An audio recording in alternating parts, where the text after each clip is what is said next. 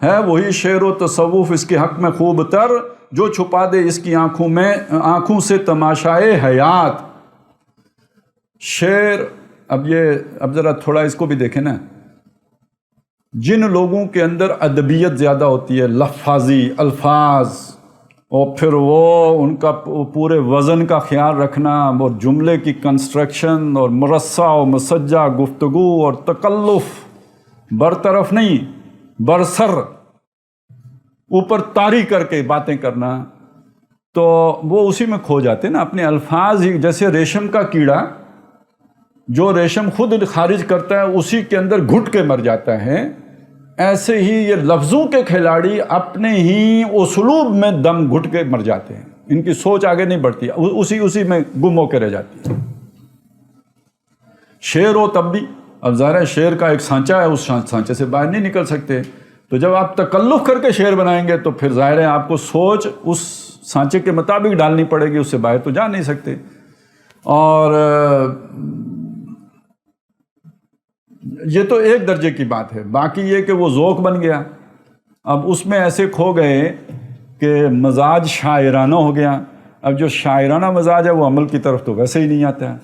اچھا تصوف، اب یہ تو شعری ذوق ہے نا، اب تصوف، اس میں تخیل، اس میں بھی تو اے بندے یہ احساس پیدا کر لے کہ اللہ تجھے محبت سے دیکھ رہا ہے، اور لگا رہے احساس پیدا کرنے،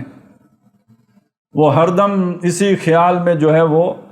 ڈوبا ہوا بندہ، آپ ادھر سے گزرے بندہ ڈوبا، ادھر سے گزرے بندہ ڈوبا، اور تصور میں کھویا گم بندہ اور دنیا سے بیگانہ بندہ۔ دل ڈھونڈتا ہے وہی فرصت کے رات دن، بیٹھے رہیں یوں ہی تصور جانا کیے ہوئے۔ تو اب یہ سارا آپ یعنی جس طرح آپ کو الفاظ میں گم کر دیا اس نے، شعر و شاعری اور ادب نے، اسی طرح آپ کے اس تخیل کی پرواز نے آپ کو گم کر دی۔ دنیا سے دونوں بیگانے، شاعر بھی نکمے، صوفی بھی نکمے، بلکہ صوفی مہا نکمے۔ شاعر تو پھر چلیں کچھ جناب، وہ کوئی رات کو ہا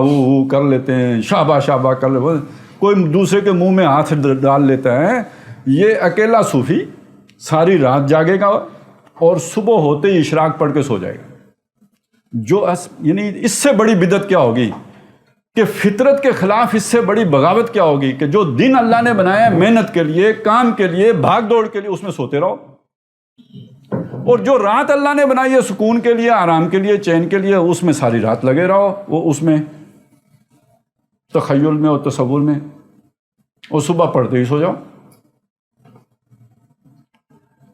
وہ بات بالکل اور ہے، ہم رہبان باللیل و فرسان بالنہار، یا تو پھر وہ قابلیت پیدا کرو نا، لیکن ہمیں تو ملے تو وہ 2 نمبر صوفی، سوتے ہیں جاگتے ہیں رات کو تو سوتے ہیں دن کو، ساری گنگا الٹی بہاتے ہیں یہ صوفی۔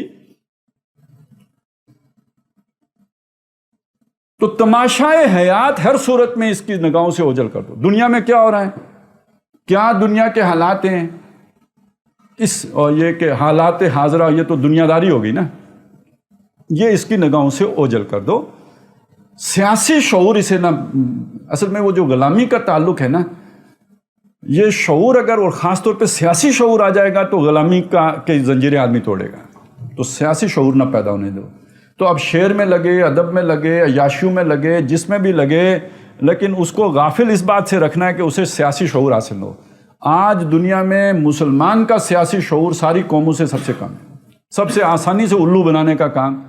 کوئی ایک ڈرامہ رچایا، کبھی مرد مومن مرد حق آ گیا، کبھی اس سے بالکل 180 درجے الٹا آ گیا، اندر سے دونوں کی پیٹھیں ملی ہوئی ہوں، بندہ مومن کو نہیں پتہ چلتا ایک ہی دجال کی کبھی ایک آنکھ کھلتی ہے کبھی دوسری کھلتی ہے۔ ابھی اس لیے بتایا، لگتا ہے پھر دائیں آنکھ والا آئے گا، حالات بدل گئے نا، اب پھر ضرورت ہے دائیں آنکھ والے دجال کی۔